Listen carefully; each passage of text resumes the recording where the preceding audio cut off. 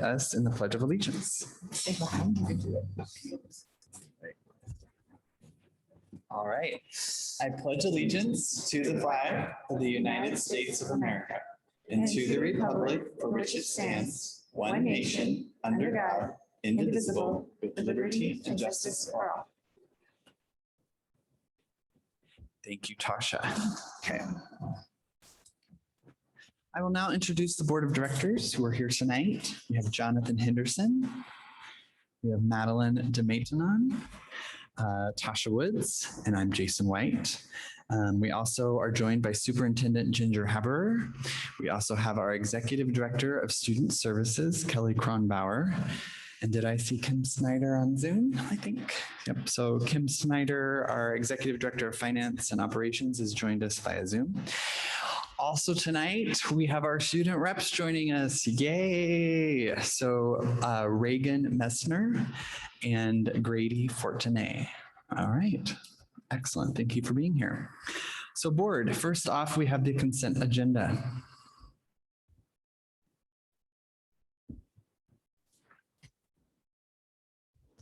I move that we accept the consent agenda. I second. All right, for the record, Tasha moved that we approve the consent agenda and Jonathan has seconded. Board, any discussion? Then I will call the vote. All those in favor? Aye. Aye. All those opposed? Any abstentions? All right, then our consent agenda is approved. Next up, we have administration. Ginger. So I'd like to introduce our new official student board reps.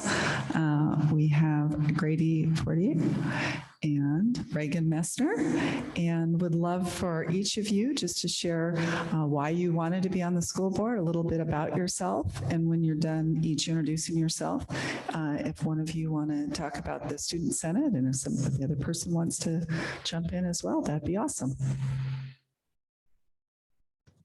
Well, hello, I am Grady Fortier. We also have Josephine Scheffner, who is our student board representative alternate, and she is performing at an all-national fundraiser recital, which I will be sadly leaving early for support.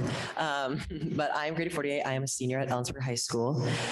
I am active in ASB, the musicals, the fall plays. That's basic summary of me. And I wanted to join the student board because I've always been super passionate about change and how change can be made and how to do it in a respectful, understandable way. And I always tried to do that through ASB. And I have come to realize it wasn't the best outlet. And I knew that this was an incredible opportunity to do the things I've been trying to do for years. And I was ecstatic when I was nominated. And I'm really, really excited to be working with Reagan and Josephine. We are all very understanding of the things that have gone on at our school the past few years and what we want to do to make our community a better place. And I'm really, really looking forward to it. So I will pass the mic to Reagan. Hi, I'm Reagan Messner. I'm a senior at Ellensburg High School. I participated in varsity soccer and softball all 4 years at the high school. I'm a member of multiple clubs, and I just, love being involved. I'm also on the ASB exec board.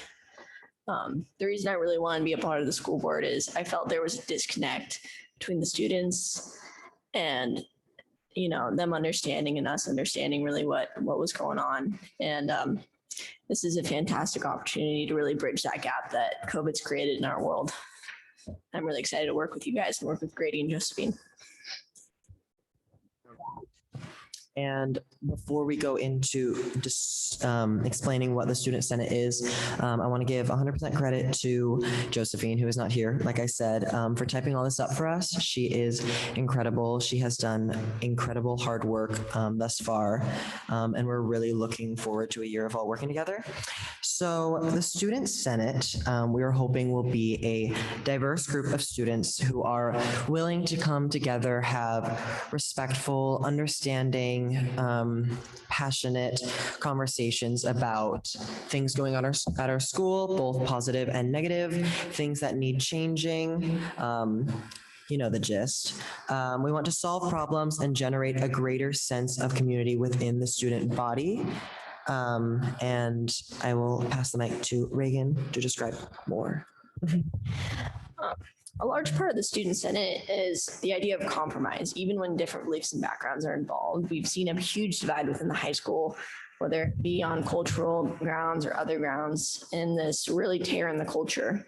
And the Student Senate, I think, will be able to provide insight and perspective to the student body and really bridge some of those gaps between people.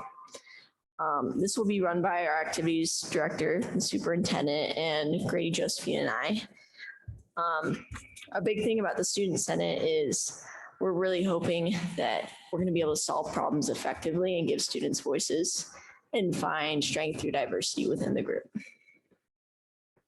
Thank you. And if you are wondering who is going to be on this Student Senate, well, I have an answer. It's going to consist of 15 kids that we have compiled ourselves, as well as giving staff the opportunity to nominate students. But with that list of students the staff gives us, we will still decide who the final 15 are. And this list includes students from different backgrounds, different ethnicities, different sexualities, different political stances, different opinions, backgrounds, even friend groups, where they sit at in the lunchroom.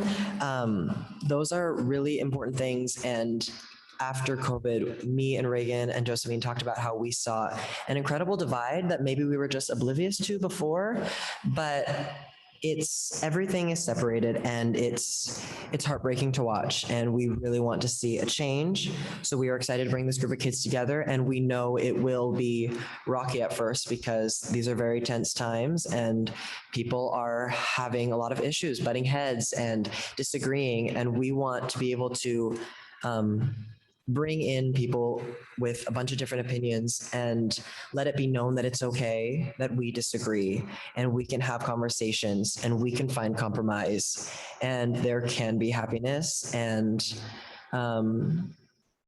the football guys can be friends with the theater kids. Like it's possible, and I can see the possibility. I have hope, and I'm really looking forward to this. And we are going to use our time wisely with the 1 year we have being on the student board, because we are very passionate about making serious change that will last when us hotheads are gone.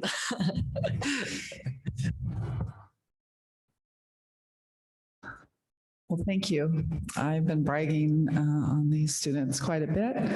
My first meeting, they're excited. Reagan's like, okay, we've got to have timelines. And Grady was already visioning things. And then Josephine is sending me 2 or 3 documents before the end of the week. So you guys are really going for it. And I just really appreciate you and your willingness to put in the time. And student voice is so important. So thank you.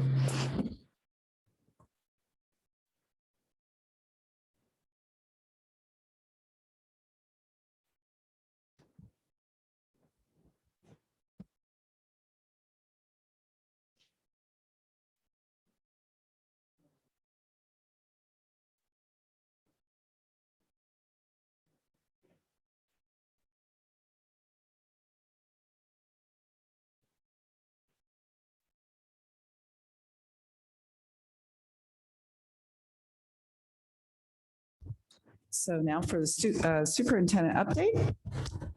If we go to the next slide.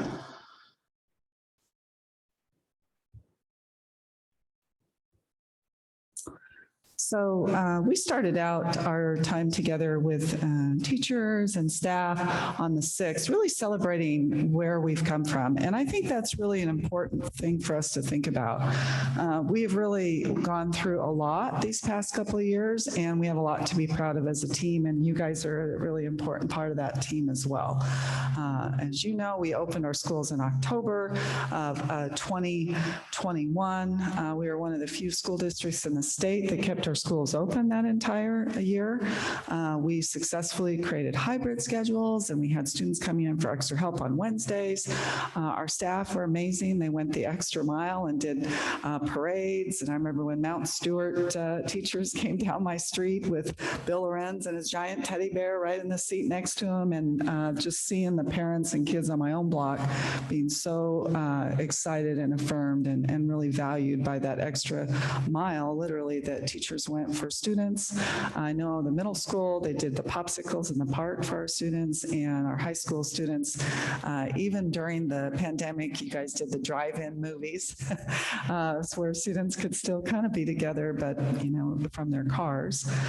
As you know, we partnered with the community. We did the noon Zooms with Dr. Larson, and he was so supportive.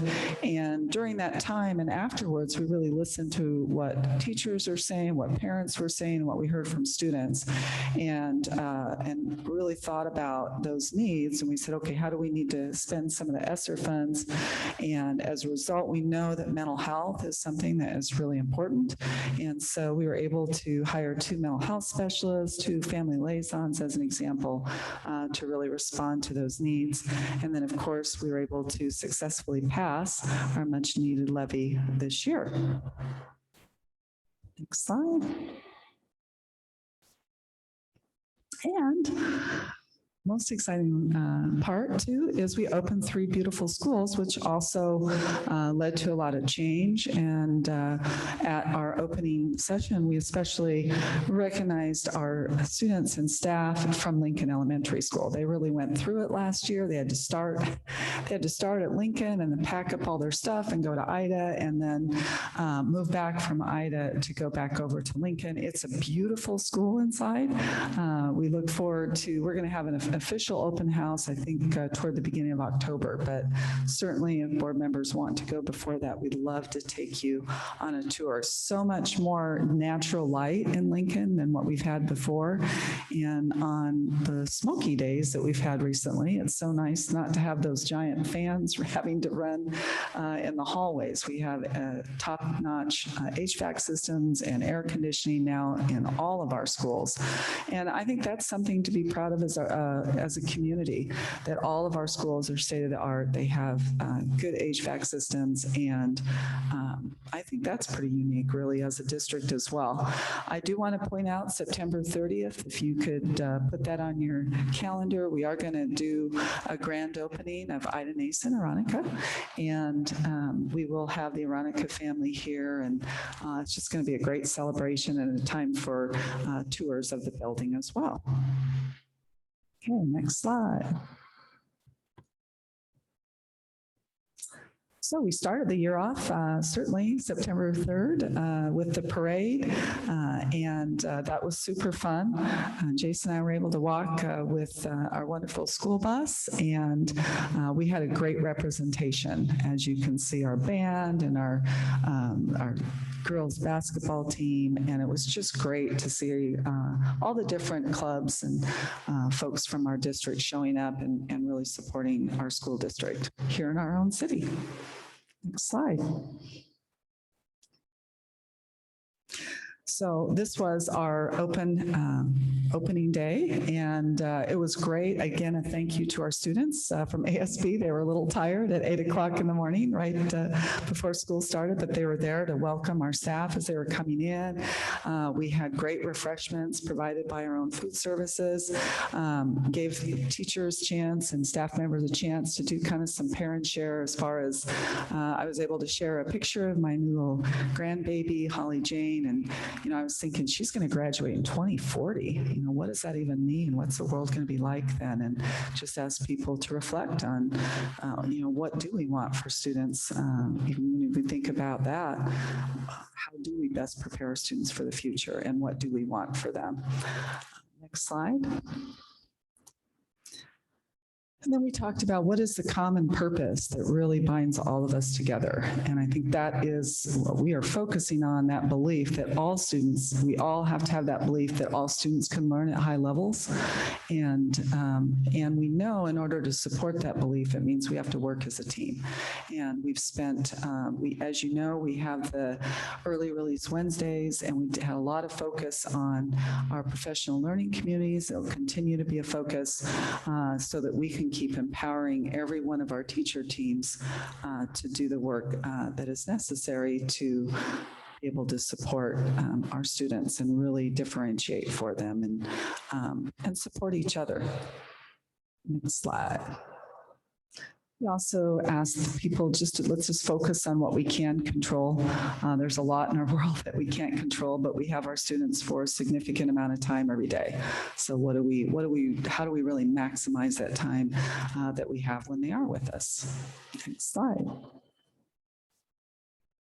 And certainly when we're talking about professional learning communities, these are really the three big ideas, the three areas of focus this year and will be next year as well. And that is focusing on culture. And when there was like 25 of us that went to Seattle for the PLC Institute, and we all really landed on the same important focus, and that is building that culture of focusing on the learning. And how do we know? How do we know that students are learning? How do we know the impact of our actions? Which only comes as also needing to focus on collaboration and then focusing on results. So the principals presented to you some of our achievement data from last year, and we'll have the other principals come at the next study session. But it's not just test scores, right? It's about how do we know that students are progressing and learning throughout a week, and how are we intervening throughout that week to make sure that we are addressing some of those gaps as we notice them rather than waiting to the end.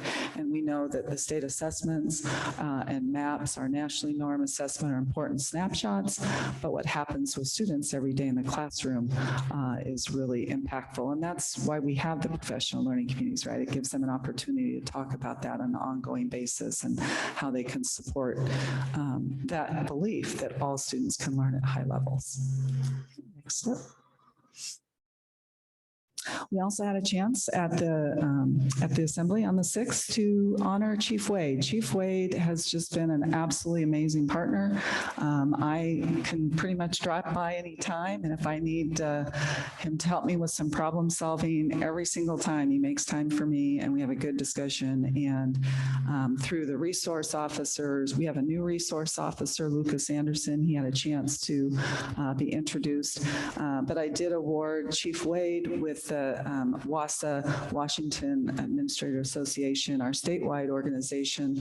I have an opportunity as a superintendent every year to honor at least one community member, and that award went to Chief Wade this time around. Very deserving. Next slide.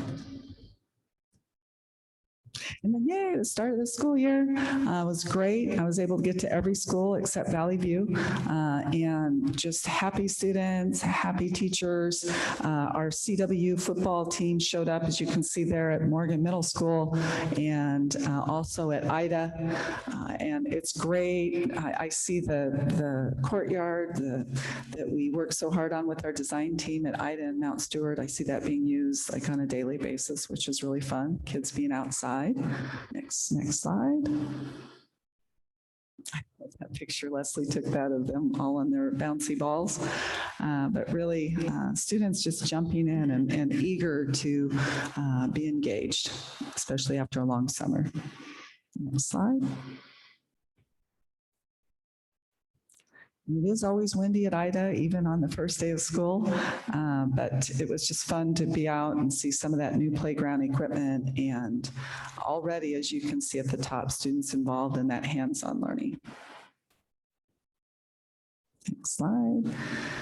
And we do want to celebrate. We had a chance, these were our bus drivers, Tracy Fortier and Carol Chrisman. Carol is our transportation director, and Tracy is the assistant director. And they were awesome. They walked the parade with us, and we want to celebrate them. I think are they on the Zoom? Do you notice? Do you want to? They weren't sure if they were going to be able to make it or not.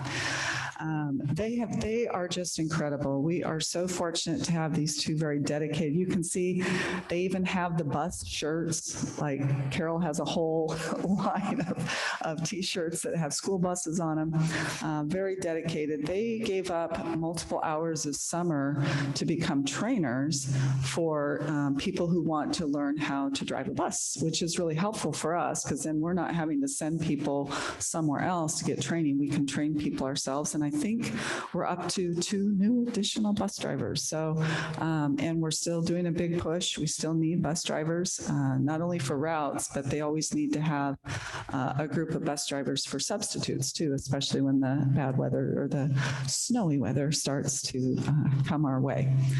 Just want to celebrate them and all their efforts because they truly do tremendous jobs. And especially when you think about all the routing that had to take place with the new school and all the changes, they just really worked hard all summer to make that happen. So a big thank you to them as well.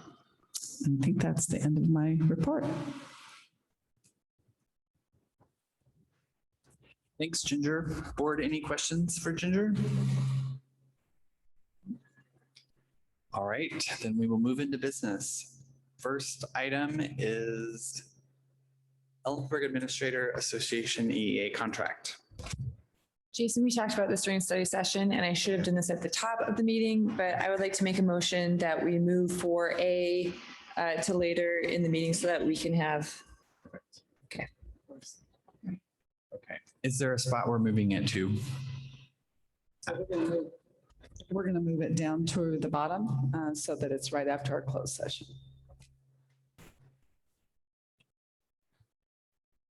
All right, so board, sorry, I'm going to do this officially. So Tasha has moved that we are going to move, sorry, I got to get this right. Business for 4A down to near the end of the agenda. Is there a second? I second. All right. I'm going to call the vote. All those in favor? Aye. Aye. Any opposed? No abstentions? Okay. So it's moved. Okay, so moving on. We're going to go to for business B, proposed facility use fee schedule. Kelly Crumbar has just done incredible work on this. So thankful for all the time he's put into that. And he's going to do our presentation for us. All right, good evening, everyone. Randy, feel free and step to the mic if there's anything you'd like to share. Randy's definitely part of this, as I appreciate the compliment from Ginger. I actually have to give a huge shout out to Gemma Wolfenbarger, who's my assistant, who has just done amazing things. So I want to just give a little history over the last 6 months of kind of where we've gone as a district. Our district has had a community schools program for a long, long time, and it used to look very different than it has looked. And then COVID happened and a lot of things shifted. We have went through all of the changes that we've had as a district. We made some decisions to reorganize at the administrative level to be a little bit more efficient. We had some staff that left, and we several staff members, including Randy, who came in to fill the position of one of the people that left. And we made a decision that we would reorganize how we did facility rental, and that we would change the name from community schools to facility usage. So as we've worked down this road, we went ahead and we put a pause on all rentals, basically from June through now, and we're now reopening the schools, and we have a lot of community members that are very interested in getting back into the building. We have always had kind of a spreadsheet system where we've had our facilities director or community schools director basically monitor all reservations. And what we found is that we really found that with the technology increases with different applications, now they have just these beautiful programs that take so much of the work out of it and make them very public facing, that we decided rather than hire more staff, we would try to economize and make it much more simple for the community to access our buildings and to know exactly in real time what's available and what isn't. So with that said, Randy Acker is our facilities director, and then we just had interviews today, and we're going to be making an offer to fill a coordinator of facilities that will come in and support. It's not a director, but it's a coordinator, and that person will be responsible to manage this whole new system that we've developed. And I'm going to go ahead and do a quick share to show you what this looks like. So, as you can see, this is I don't know if we could remove the board doc thingy. So as a community member, as a staff member, a principal, a community member, anybody can jump online and make a reservation now without even having to talk to anybody, which is very nice. Obviously, we have staff to talk to you, but we've really simplified the process. So if you go to community and you go under facilities rental right here, and you click on it, you will see that we have purchased a brand new program called Master Library, and you can see here that there's a facilities use request right here. And what's awesome, so this is where I'm going to give Gemma a lot of props. She went in and she worked with the company. We had to spend hours basically saying every building, every room, what's available, how do we code it so that it's going to show up correctly, and then how do we fee it, right, to make sure that we have the correct fees. And it's very complicated when you get into like the MPAC and the different, because you could rent tons of different things, from pianos to different devices, right, and we have different fees for all of that. This program does it all for us now, and so once someone goes in and they register for an account, they could go ahead and log in. And hopefully this will go quickly. It was a little slow earlier today. I don't know if it'll be slower because I'm in another building. Let me see if I've got one open here. Yeah. So basically it'll pop open basically something like this once you've registered, and you could go ahead and just log in. If I could find my mouse, there we go.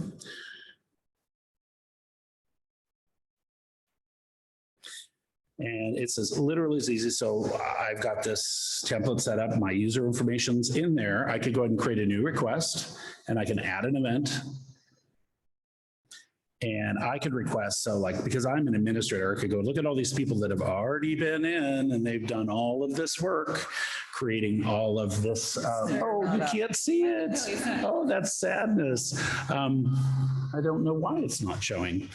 I apologize. Well, anyway, it's very simple. It's a user-friendly platform. I apologize that it's not showing up on the screen. I don't know why. But you could go in and basically select the space you want and the dates, and it will give you basically all of your options. And so what we had to do, you could see this too, as I'm just going to show, sorry, I apologize for the to the online folks, but it gives you a public facing calendar for every building and everything in every room. You could click on it and find out what's going on in that room and if it's available, and you could request to rent it. So it's a very nice process. The different colors are different buildings. So as you're seeing blue there, I think that's high school. Green is athletics, and so forth. As we move down, this is Morgan Middle School, and so forth. So anyway, this is a beautiful program because beyond that, it even does all the invoicing. They will do online bill, where you could pay your bill before you use the facility. And all of the pieces that we had consistency or inconsistency with in the past, like uploading insurance requirements, proving that you have liability coverage for the buildings, those things are required to be uploaded before you can complete your application. So there's just a lot of nice safety checks in here.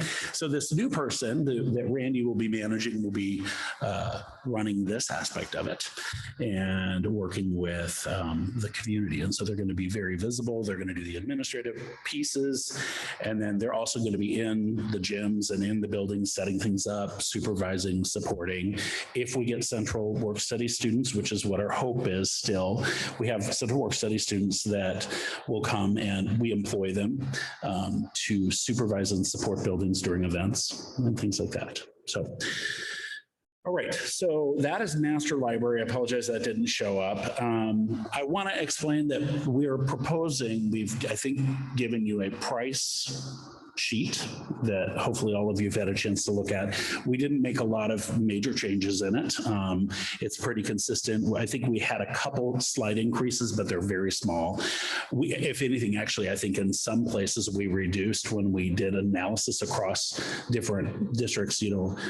There's just different funding rates, and particularly on the main gym area, you see that there's a radically different philosophy in some places around what we charge for those spaces.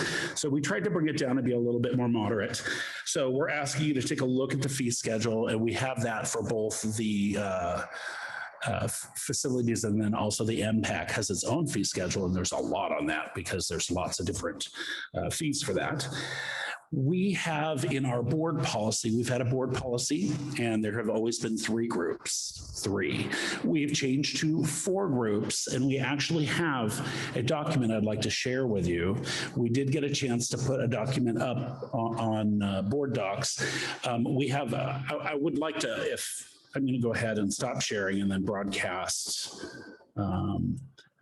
this new one. The reason why we would like to update or have you at least do a first read and take a look at this document tonight is that because we used to have 3 groups, and we charge everybody who comes into our building by group. Okay, if you're a group 1, there's no fee typically, and there's certain people that qualify for group 1. And then there's 2 and 3. Because our new master library system required us to add another group, we want to update this board policy. Okay, so I want to just talk you through that real quick to tell you why we're requesting this policy change. And then we did go ahead and do a lot of revisions on the procedures, which you don't need to approve procedures, but we did update those. And so let me go ahead and share with you. It's 4260. So if you see here, everything in red is what has been proposed for a change. Okay, and so when it comes to community schools, we are crossing that and asking just to change it to the use of district facilities, and then of course we're reviewing it today. All of this use of school facilities, if it's in black, it doesn't change. It's WASDA policy. It's written and approved by WASDA. Where you start to see the changes is when we get into the groups. Okay, group number 1 used to be combined with group number 2. Okay, but what we've done is we pulled it apart, and we would like group number 1 just to be EHS. That means any staff member, any student group, any extracurricular group, anything that is directly connected to our school. It's typically staff connected, right? We're going to have a staff supervising and supporting. That's just group 1. There's no cost. Why did we want to change that? Because in our new program, if we make them a group 1 user, it's not going to automatically start billing them. Right? If we say you're group 1, there's going to be no cost hooked to it in the billing system. Does that make sense? Group 2 is the same. Actually, we actually don't charge for group 2 users, but we have had a lot of challenges because before, if you see in black here, group 2 is called child-related groups or other governmental agencies. We would like to alter this to say non-athletic child-related groups. And the reason why is because we have a lot of for-profit and nonprofit child groups, child focus groups, and we have a lot of athletic groups that charge fees, pay to play kind of thing. And then we've got other groups that don't and tend to be much more nominal. And so in our group 2, we have under government agencies, we do have the city of Ellensburg that has a interlocal agreement. We use their property and they come in and use ours and we swap. They are part of that group 2 because we have an interlocal agreement with them. But when it comes to like AAU, or Grid Kids, or just different organizations like that that have different, they're not government and they're not, they're typically a for-profit, but they're for kids.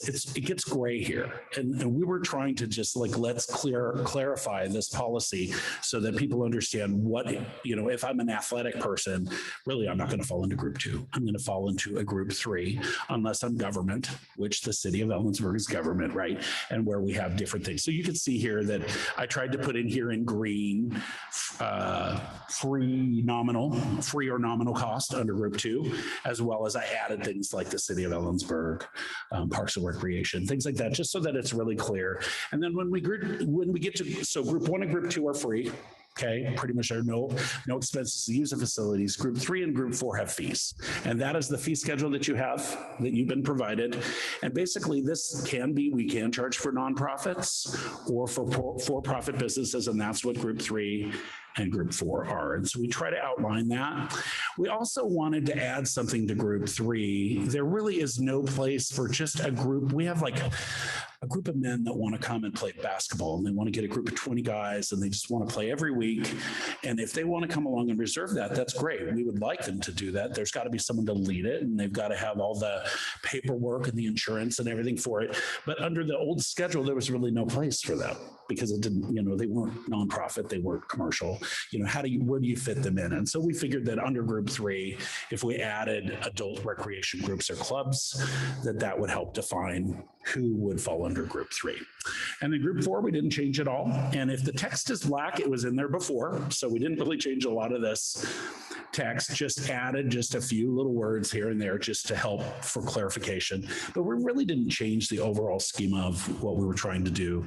It follows the same philosophy that we've had for a while. So with that said, we have this policy that we'd love, if you have any questions, I'd love to answer. And then also have you take a look at the fee schedule. It does require that it is board approved for fees. And we did also create a really specific, a really well done procedure that all people that rent this are required actually in the program to pop open to take a look at, to declare that they've read it, as well as to then say which group user they are as it's defined in the procedures. All right, that's a lot of information. Jason, you doing okay over there?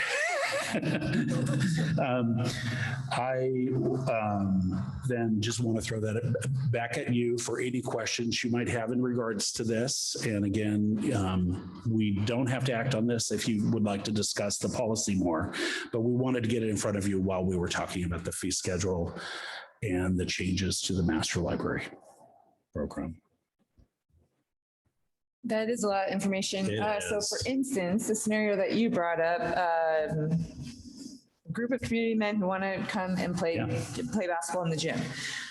So right now from this fee schedule, it looks like the middle school main gym. So to rent the main gym for 1 hour is $35. Yep. But this group of players would need to have insurance. They would. And so before, because there's been adults playing in our gym, did they have insurance before? I don't think. Some did, some didn't. I'll be honest, I'm not sure that fidelity happened every single time in that process. We didn't have it should have happened.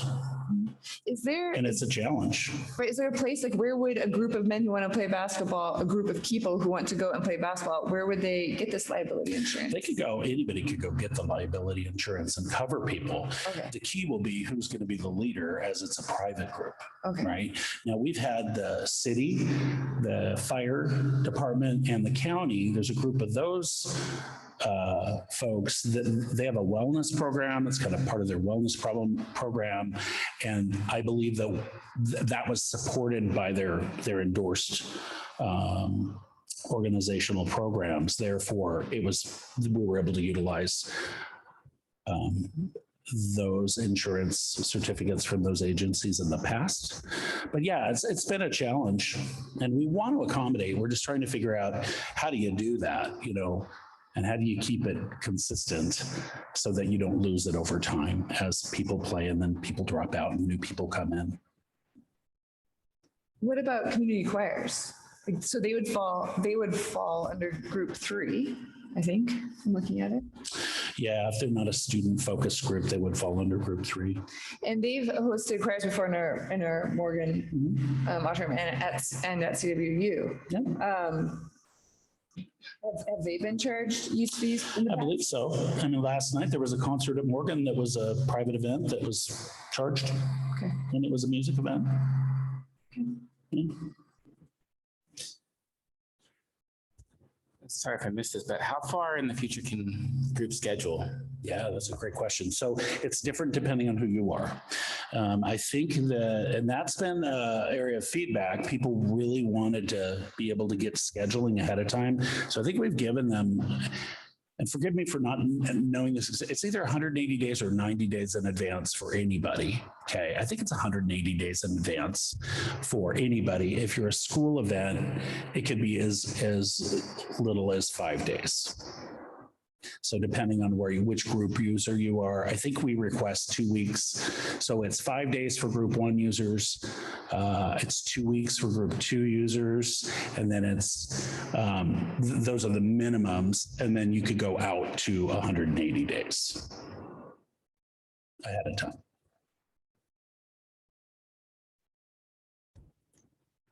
Is this a new software then that we have? And so how long has it been in place? Brand new. Okay. We are just doing it. We've spent all summer basically designing it and getting it ready to go. So that's what Gemma has done. And what's been really great is that the community is super happy about it. We've had our roller girls, the roller derby girls.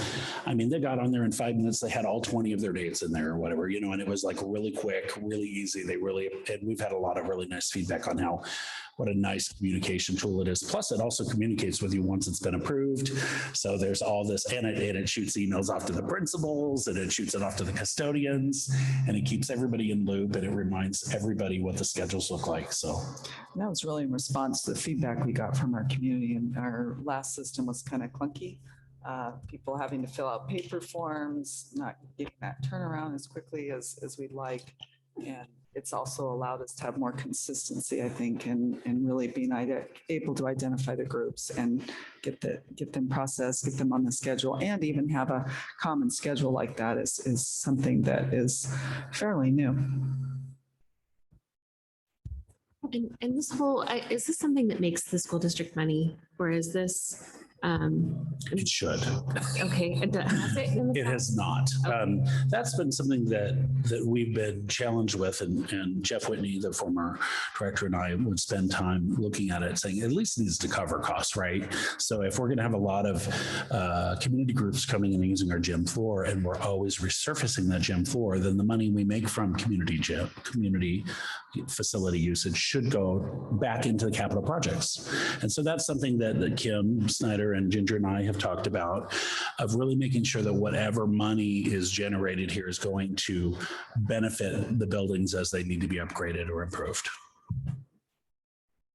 And that's the point that I thank you for clarifying that, both of you, because it's not a money maker. It is going to take care of the facilities and make sure that things are safe and well run. Yes. Yeah, I don't think I meant money maker. I meant not a money loser. Yeah. Right. And, honestly, we have some really wonderful groups that do spend a lot of money with us to utilize our facilities. And, the goal isn't, to get rich off of this. We definitely want to benefit our community, but we do need to cover our costs, and there's costs involved and damage, and usage and everything else relating to the facilities. So yeah, there's that balance, right? How do you strike the balance?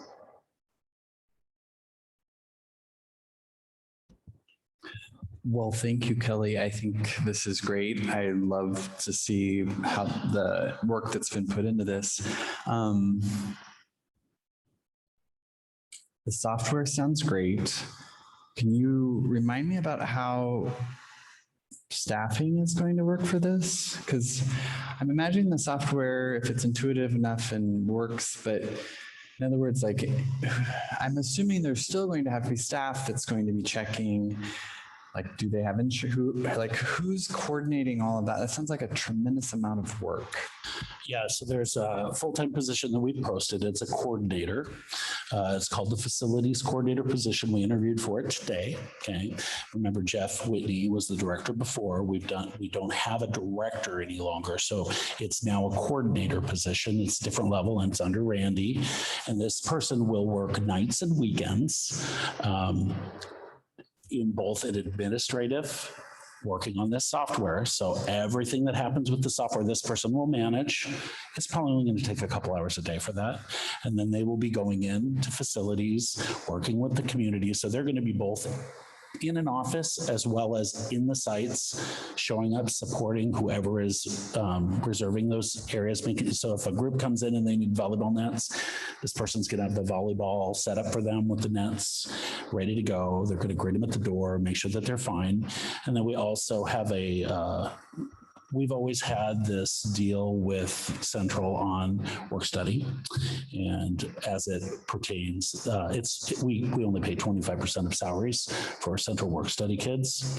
So we like to have those kids around the Central students to support. If we have 5 different events going on a Saturday morning, we can have all of those facilities covered with a safety person, someone watching out for, maybe kids that need a little bit more support, whatever it is, setting up the systems, rotating and supervising.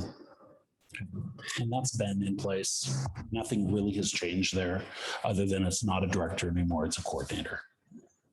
Thanks for that clarification, because the other thing too, it could be a loss leader, because I'm looking at the policy and I'm trying to imagine if there is somebody uses the gym and they decide they're going to wear cleats and they ruin the floor.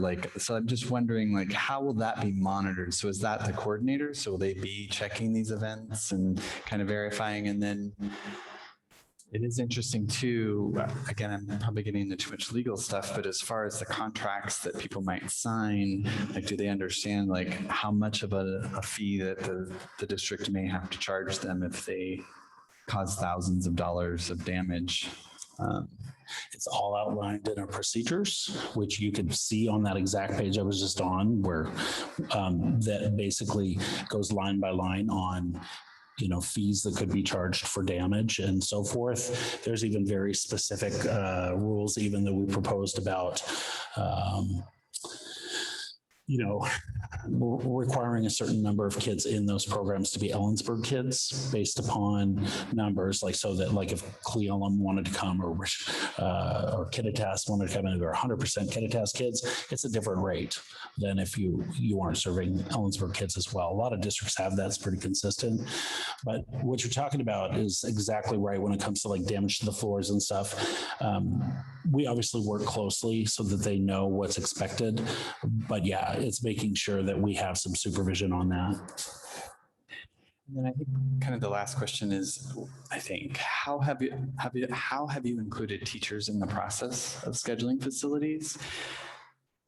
This really isn't a teacher concern. Teachers are let me on that. Let me back up then. So I guess what I would say is, I'm imagining teachers that organize clubs, organizations, they have activities, they use these spaces after school for whatever reason. How are they aware that the system's being implemented?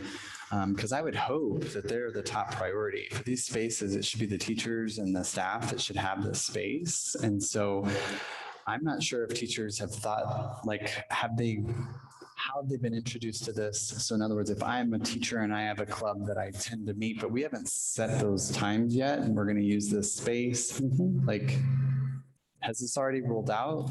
Yeah, nothing changes on that even from before. Although we have the program, the system hasn't changed. Teachers are first. Students are first.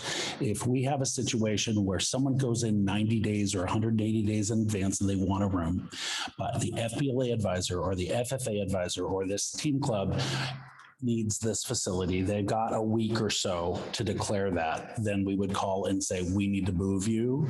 So nothing changes on that front.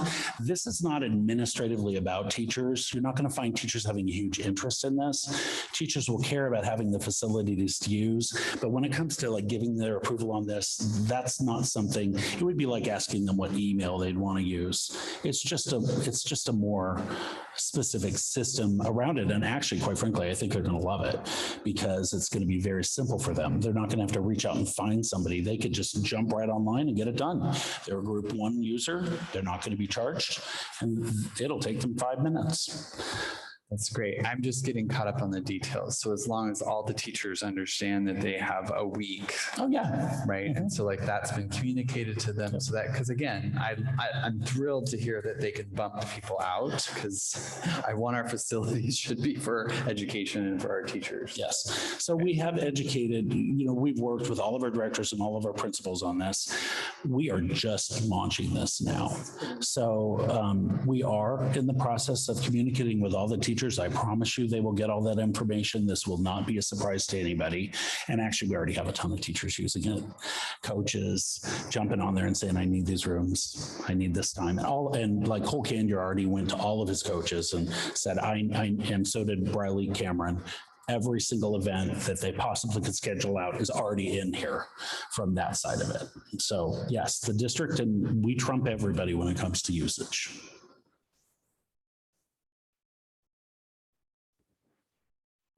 Board, any other questions for Kelly? All right, thanks. This is an action item for the fee schedule. We're recommending approval of the fee schedule.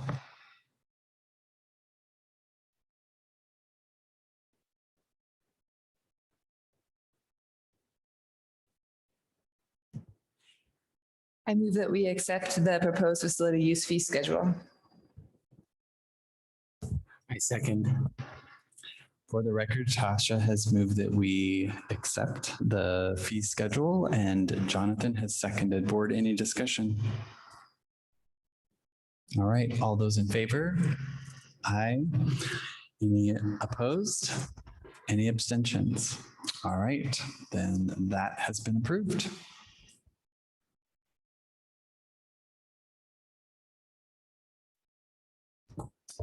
So that will lead us into policy. So our first policy is 40 to 60.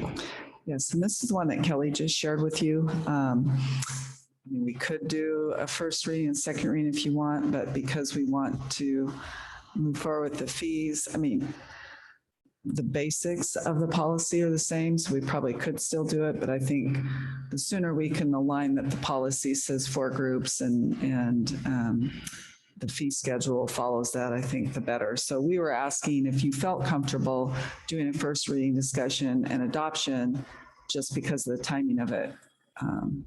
And really the major change is just splitting it into 4 groups instead of 3. And we did have our legal counsel look at it so that we made sure that the changes in there would align with law. Board, any comments or discussion on the policy? I think the thing that I'm really getting stuck on is the procedural part. And so again, I'm just going on public record to say, I support this. My concern would be is I will have a really hard time as a board member is if I find out if teachers come to our board meetings in the future because they can't get into these spaces. So I just want to make sure, I know that athletics would know about this. They usually know about things pretty early on, but what club or organization or teacher that hasn't heard this? So I think administration passes this down to principals, but does it get communicated to all the teachers? So I hope that communication happens because as a board member, I would be very frustrated if I hear a teacher that can't use a space because we've rented it out and they didn't know about it. So with that being said, I support it.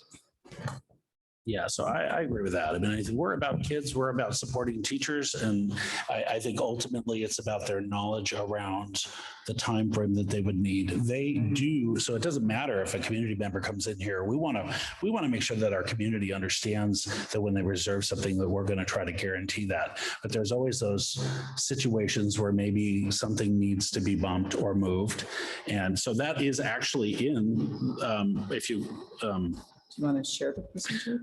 I can share it with you if you'd like. I trust. That's just been my concern. And so, because I really do think as long as that's being communicated district wide, as long as the communication is strong against it in the district, then I'm good with this. So. Yeah. So, we've gone ahead and I think that again, we're just launching this. So, and it's the first week of school. So we've been trying not to overwhelm teachers with information they're not going to remember anyway. But yeah, this is something that we have and it's just right there under our facilities procedure. And they're required when they log on, they have to actually open it and declare that they've read it too. So we're recommending adoption of this policy tonight.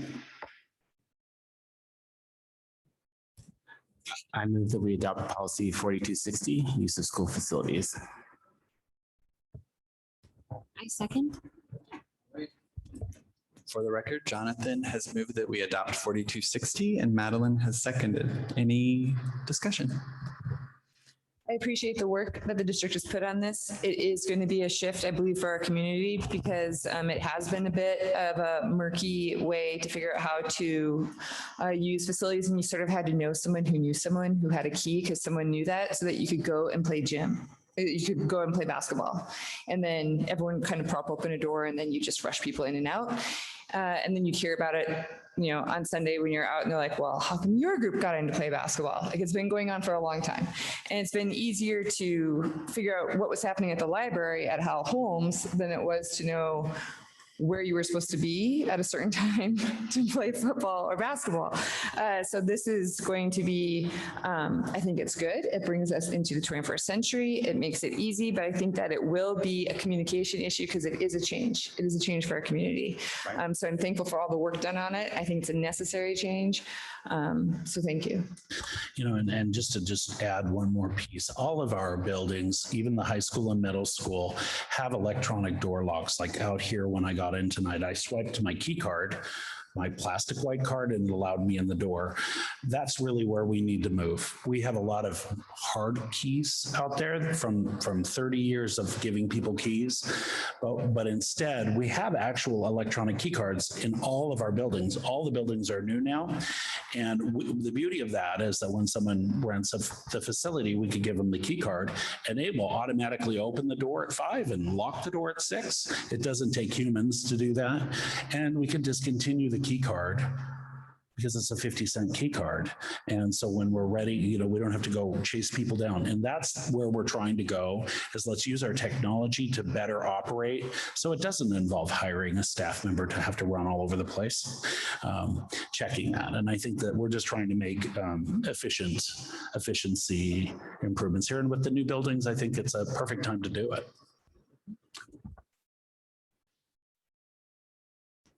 Board, any other discussion? All right, then I will call the vote. We did, sorry, that's right. You moved. For the record, who? Thank you. Madeline, there we go. I just needed, I was like, I thought we did that, but I didn't want to jump without. Okay, so if that's the case, then I'll go ahead, board. All of those in favor of approving 4260? Aye. Any opposed? Any abstentions? All right, 4260 has been approved. That takes us to the next policy, policy 3432. Board, this is our second reading of policy 3432, so we're recommending adoption of this policy. I move that we accept policy 3432. I second. Okay, for the record, Tasha moved that we accept 3432 and Jonathan seconded. Board, any discussion? If there is not, then I will call the vote. All those in favor? Aye. Any opposed? Any abstentions? All right, then policy 3432 is approved. Takes us to the next policy, policy 4210. So board, this is a second reading on 4210, and we're recommending adoption of 4210, regulation of dangerous weapons. I move that we approve policy 4210. I second. For the record, Tasha has moved that we approve 4210 and Jonathan has seconded. Board, any discussion? All right, then I'll call the vote. All those in favor? Aye. Aye. All those opposed? Any abstentions? All right, then 4210 has been approved. The last policy is policy 6700.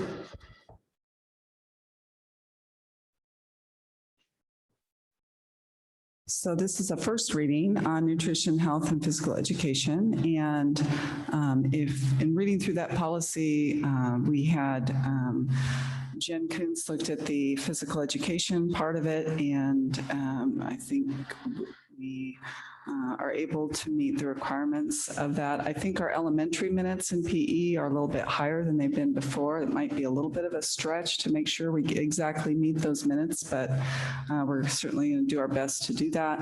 The nutrition health requires a wellness committee, and I sent that to Alexandra Schofield, and she is going to partner with me and with Kelly, and we'll have a district wellness committee put together to help support the policy. I think it's a great policy. It certainly supports the whole child approach that we take here in ESD.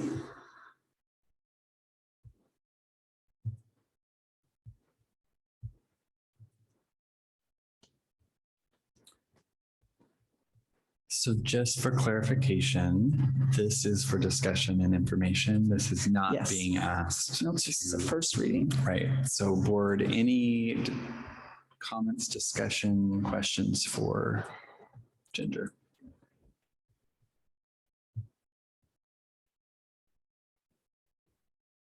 All right. I see that there is not. So we will move on to the next item. Sorry, I really lost my spot, didn't I? So we still have two more policies. Sorry. I hadn't scrolled down far enough. So the next policy, again, first reading, is policy 3122.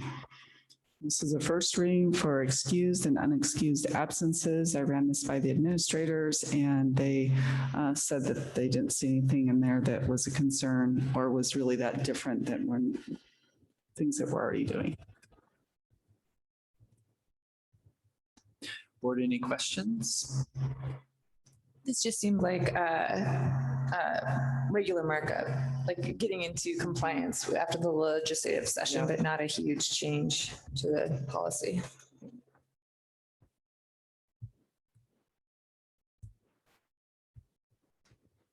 All right, if there's no further discussion or questions about that policy, we will now move to the last policy, policy 4218. So 4218 is about a language access policy, and it's really ensuring that our multilingual family parents and students, parents in particular, that they have access to all of the different resources that we have available. When we use Blackboard, for example, we'll automatically, it will translate for us. So anything we send in Blackboard, that's true. When we use the some more documents, there is a way that it automatically translates for us. So we are already using software that does that for us. We have a full-time translator, and one of our family liaisons is also multilingual.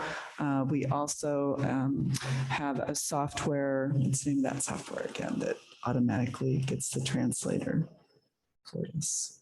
They can do the phone call. Oh, yeah, Blackboard and Ellensburg both do it. Yeah, and then there's a language line, kind of Linguistica. Yeah. And so that's another resource that we have for our schools, where if there's a language and we're not able to get an interpreter and it's like a meeting, we have an online service that we can call, and they will automatically give us an interpreter so that we can be sure to communicate with families.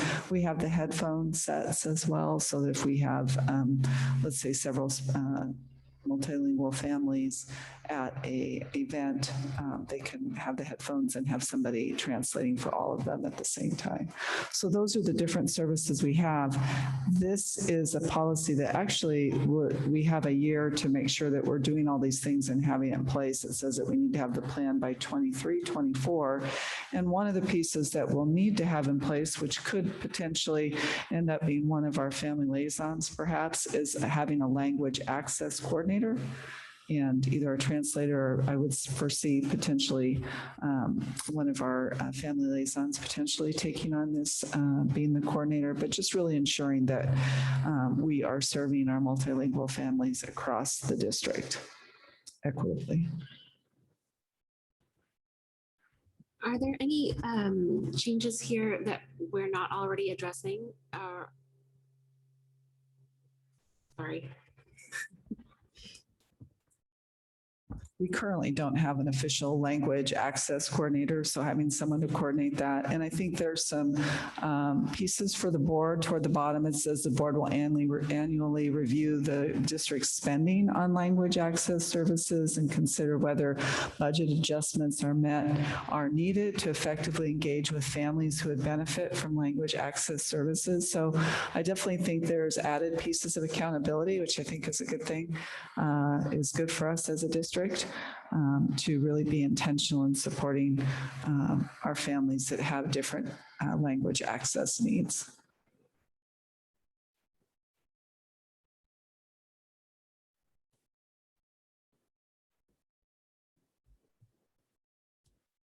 Board, any other questions? I know when we look at policy, I miss Meg for this, but when we looked at policy, that really where it had anyone had ever added a review that the board should be doing on it, some sort of time frame. Meg built that into our schedule. And so I know that we've kind of been relying on Ginger to kind of catch that. So as we move those policies, we need to make sure that we as a board understand that we do have to build those into our calendar so that we build those in. So I think I support the policy. I just want to make sure there's a level of accountability and we have to uphold ourselves to that. So, yeah. All right. If there are no other questions about that policy, then we can move on to board reports. So first up, we have the student board rep report. And Reagan, do you have a report for us? Oh, there we go. School's only been in session for a week so far, so not too much. But I will say the first day of school at the high school went very well. We saw a very successful ASB assembly and a lot more student participation than previous years, which is really encouraging. I think this can be attributed to the no masks, kind of a little bit more of a social, people are able to interact a lot better. We're starting to see athletics pick up, clubs, fall play. So a lot more of those normal activities returning to students' lives, which is really encouraging. But we'll see how it develops as time goes on. Thank you. Thank you. Excellent. So next up would be my report, and I don't have much of one. I want to just acknowledge Reagan, and again with you, both of you speaking at the beginning, I think it is so great to have you here. And I really do like what both of you shared, because I think it ties back to civil discourse. Because I think it sounds like the high school is a good representative of the population in Ellensburg, right? We do have community members that are very divided over lots of different topics and issues, right? And so I love the concept of moving forward with respect and finding ways to agree to disagree and to find a way to move forward with that in a civil discourse way where people are still heard, people are still valued, and it's okay that we don't always agree. So I really appreciate that work and look forward to that as you move that forward. So thank you for that. Yep, and we're all very excited to see how it comes. And I think we're looking at our meeting to be the second Tuesday of October, hopefully for the first student senate. Excellent. Well, thank you for that. The thing I would just bring up as board chair is I do want to just point out, to my knowledge, we have not elected an official, or we have not selected an official legislative rep for our board. And this may be the first year in several years where we do not have a representative going to General Assembly. And so the way that works, and I know Mike's not here as well, but typically each board across the entire state has a legislative rep that attends and basically speaks on our behalf and basically they're trying to prioritize what they want to bring to the legislatures in representative school school districts across the state. So this is our opportunity to do that. So that is just something for us to think about. I'm open for any thoughts or discussion on it. I think the dates are literally like in 2 weeks. I was looking at that, I was like, how did that creep up on us? So, so yeah, I think that's probably going to be a missed opportunity for us this year. But I think we need to definitely have a plan moving forward. That's not something we want to happen again. I heard Mike was willing to volunteer for anything.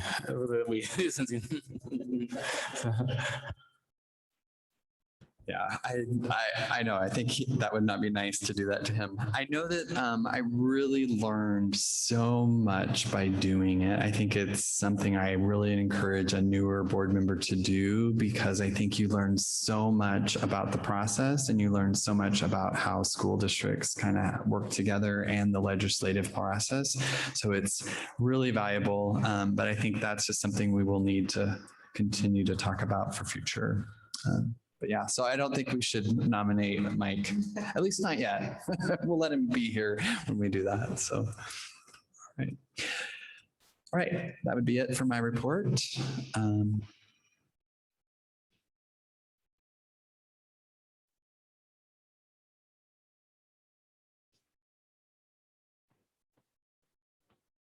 Okay, sorry, I lost my spot. So that will take us to public comment.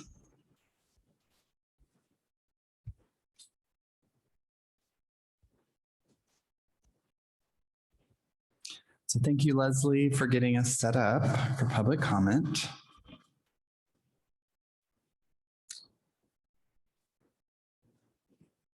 So the board will allot for 60 minutes as a total time allotted for public comment this evening. I did say up to 60 minutes, yes, okay. And each speaker will have up to 3 minutes of time. The board is not obligated to provide additional public comment time to accommodate everyone in attendance. The board is not obligated to respond to questions or challenges made during the public comment period, and the board's silence will not signal agreement or endorsement of any speaker's remarks. In my capacity as board president, I may terminate an individual's remarks when the allotted time has passed. I may also interrupt or terminate any speaker who is making uncivil comments. Uncivil comments include, but are not limited to, obscene comments, comments that are defamatory towards another person, or commentary that is an unwarranted invasion of privacy. The board reserves the right to have anyone removed who refuses to adhere to the rules and creates a material or substantial disruption of the meeting. Personal matters are generally private and administrative in nature. Constructive criticism can be helpful. At the same time, the board has confidence in its staff and programs and will act to protect them from unwarranted criticism or disruptive interference. Complaints or concerns received by the board or any board member will be referred to the superintendent and will not be considered or discussed by the board in this setting. I'd ask that you respect staff members' privacy and consider putting any concerns you have in writing if they pertain to a personnel matter. The board can then review and forward those to the appropriate administrators. Leslie, are we ready for open public comment on Zoom? Okay, so real quick, those of you that may want to do public comment tonight, please understand individuals in person wishing to be heard by the board need to be signed up to speak, and those on Zoom need to add their names to the document in the Zoom chat box. If you are on Zoom and you're unable to do this, individuals may also be recognized within Zoom by using the icon or emoji to show you're raising your hand for public comment. Once the board chair calls on an individual, they will identify themselves by stating their name and address for the record. Individuals will proceed to make comments within the 3-minute time limit. And with that, Leslie, we're ready. Okay, Kevin.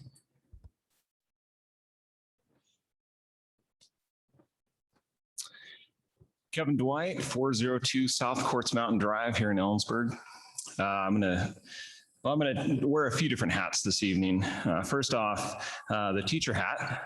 Kids are excited to be back in school, as are teachers. The year was, everyone that I've talked to said the year is off to an excellent start. Kids seem to be excited, and that is a positive thing. Putting the association hat on, however, if you don't recall, I am the association president here for the teachers in Ellensburg. And it's not all rosy. And right now, I will put this in writing in an email. I would love, I want to do a few things. I think first I want to celebrate teachers for making it through some tough times. Huge shout out to the Lincoln staff for coming together and really making the start of school happen in a construction time that I kept stopping by to see what was going on, and it was wild. I mean, things were happening at a pace that didn't seem like it was going to come together and school was going to start, but it did. And I think staff had a huge hand in making that happen in the classrooms, but kudos to the construction staff as well. But I would want the board to consider entertaining some way because of what the Lincoln staff have experienced. I just would love them to find a way to celebrate them or say thank you, because I think that Lincoln staff did a tremendous job coming together and making the start of the school year happen with some pretty wild expectations for the timeline. And I think you'll continue to see staff in there putting rooms together in the weekends to come. And so just a celebration there. The HVAC report that we got earlier from Superintendent Haber I had a meeting yesterday with staff at a representative meeting, and we are still battling with some HVAC issues in buildings, and we're getting reports of some buildings being fairly hot. As a result of that, kids are not comfortable. We've had staff, multiple buildings, letting us know that it's been a tough start to the year in terms of some of the heat. Now, obviously, in mid-September, things are cooling down, which is good, but I would be curious to know where we're at with some of those repairs. Alternatively, or I guess kind of in the same line of thinking, we have a staff that are not happy. They're not happy with current district leadership, and we need to have a conversation. I don't know if that means there's a way that we can sit down in a study session and have a conversation, a two-way conversation. I would love to get in front of you, have an opportunity to have a back and forth about perceptions, about reality. Board President White, you said a while ago, and I heard it squarely, we need to learn to communicate with each other. But I also love the fact that you celebrate the public discourse, the idea that we really do have a venue that we can, or a pathway that we can follow to communicate this discord among the staff. The staff are doing the hard work of teaching, and I want to figure out a way to support them and make them heard. So please accept my invitation. Thank you. Thank you.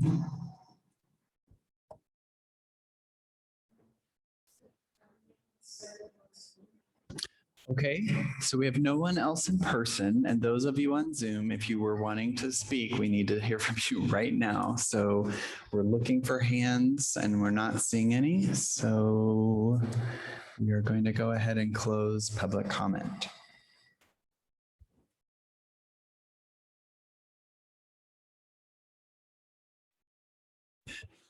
So I believe we are now to the point where we had moved our closed session to this point, because all that we have left and the only thing that we can discuss is what's on the agenda would be new business. So we have proposed items for future consideration, and then we have the typical things for the meeting closings.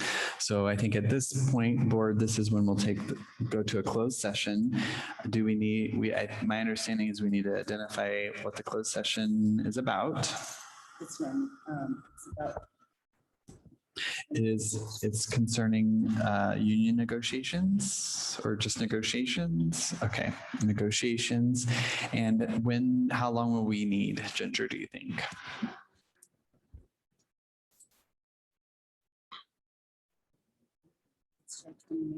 20 minutes. So that would get us back here at 7:42, Leslie. Okay, so at 7:42, we reconvene, or I will come back out and ask for more time. And at this point, we are going to go to our closed session.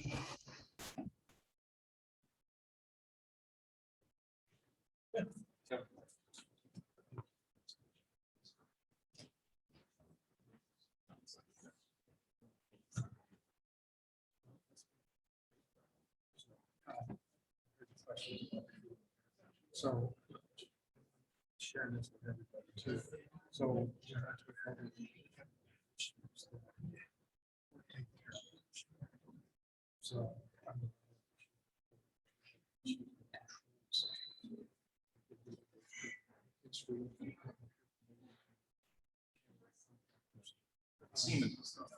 Well, Siemens is another one. I've been working with Joe.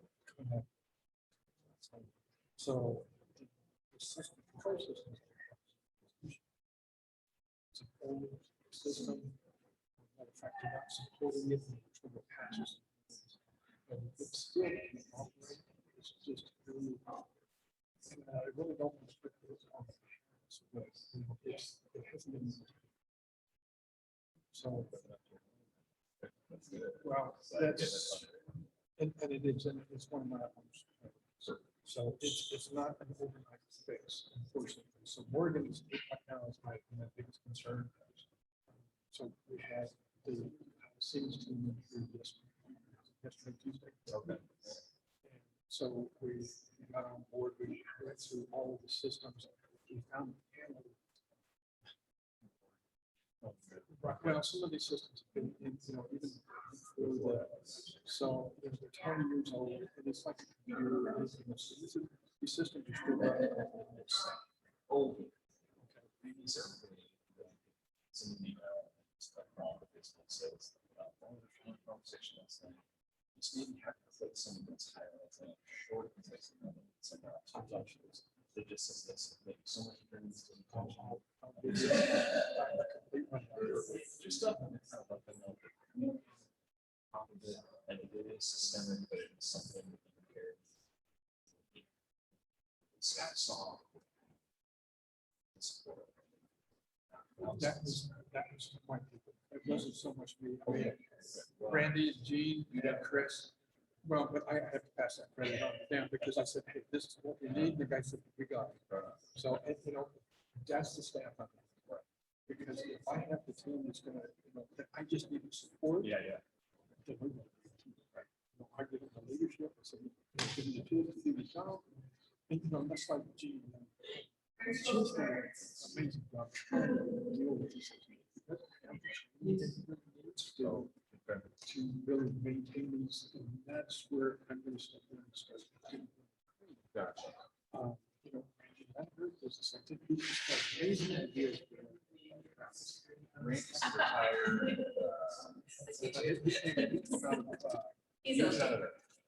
Fire alarm systems and stuff like that. Okay. So, I'm Randy. Oh, the other man. Okay, so the other man, he's one you say I'm more. Yeah. I was going to say. Anyways, yeah. So I'm working to try to build a team. What I want to do is I want to separate the two maintenance. Okay. So that they can focus on each one of those instead of both. I mean, we can support one or the other one. It's needed, say, we got somebody sick, I need somebody else to jump on a mower, or hey, we're putting a fan motor up on the roof and we need 4 guys. Well, it was killing me. So there was by the way, I'm the guy that caused Bo to spill snow calling me the other day about this. Oh, yeah. 6 foot of water. I'm in Bill's office going, look, to turn the thing off. But right? You know what it was? Somebody that broke the. No, it was a hose that burst. They had a hose that we had going over to the chillers, but we had a condenser motor down. Yeah, I thought VHS. Yeah. I swear you look like it's coming out. Well, that's what we thought. Oh, but the time. Every time you get the bus, you're gonna have to link into that happens, and I'm like, oh, I'm so sorry. No, that's fine. The help we get from the community, because we got water bubbling up over here. Stewart, So was that the right thing? But it's maybe right. Yeah. There's no problem with that. Apparently, this building, and I need to check on the gym. I just haven't had a chance to. Apparently, this building is still on the temporary occupancy. Yes. And I've got staff. It's been used for a year. I've got staff reporting to me that there's still outlets that aren't working. Is that something that it falls under you or do I go to handle? Let's see. Okay. We have an 11-month walkthrough next month, and I think that is. I think. Yes, not stupid. Okay. So Ida, we've already passed her warranty. Oh, so that does fall. So now it falls on me. Okay. Now there are some things that have longer warranties, but we're also implementing the system online. Oh. It's we haven't we've been focused on this ML library, trying to get that going because of you was one of it. So we've just been going by, some phone calls, but we did purchase a program this summer. So it's probably just like email. It's the same system that IT's been trying to use. Yeah, and that's one of those things in that email. I want to people's packets to listen. So, I'll add all that stuff in. So I chatted. I heard the concerns. There's a new ticket system that allow you to put in the ticket there. And stuff. But just knowing if it's an emergency, please call. I don't. No, this stuff that was brought to my attention yesterday. People are like, wait, it's not done. It's not working. Okay, it's not really. But again, that's through the filter or lens of somebody that I'm not entirely sure that if they know what they're reporting, or I'm not saying that they're not intelligent people, but just not being familiar with the systems. That's the same thing. They don't have.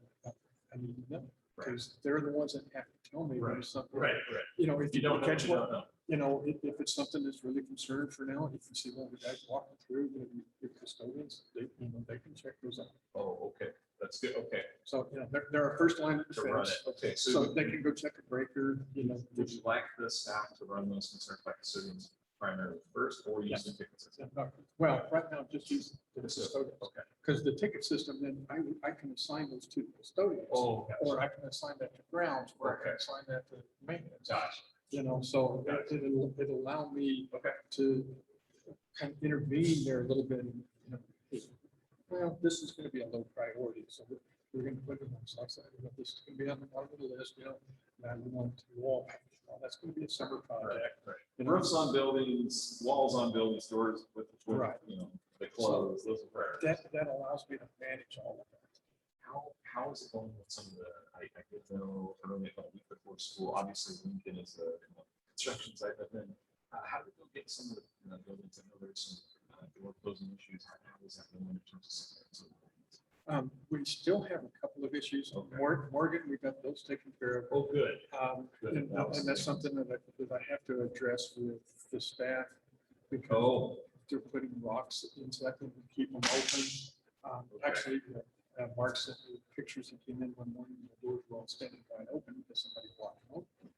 So those are things. I know Neil was. He's super.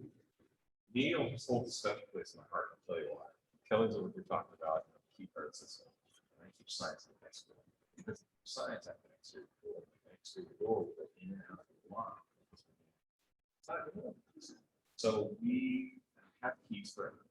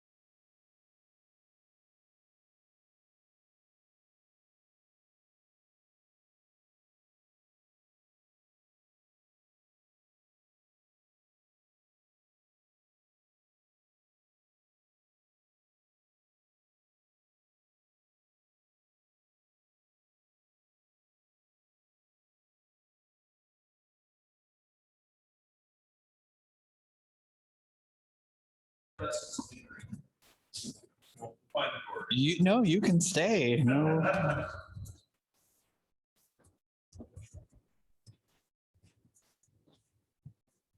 Oh my gosh, it's not my password. Sorry.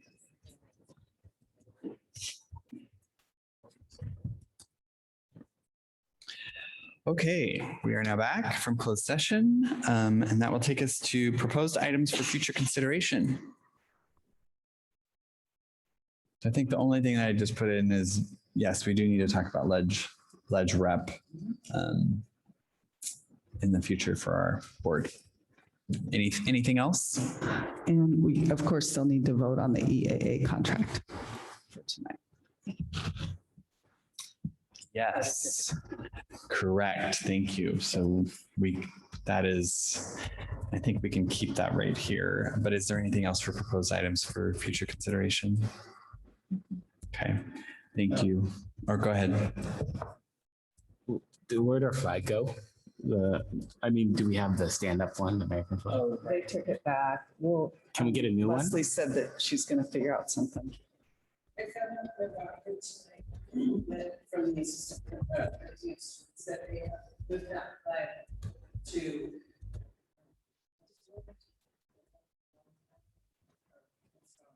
So they're in the process of getting a new one, and this is what they offer us this evening.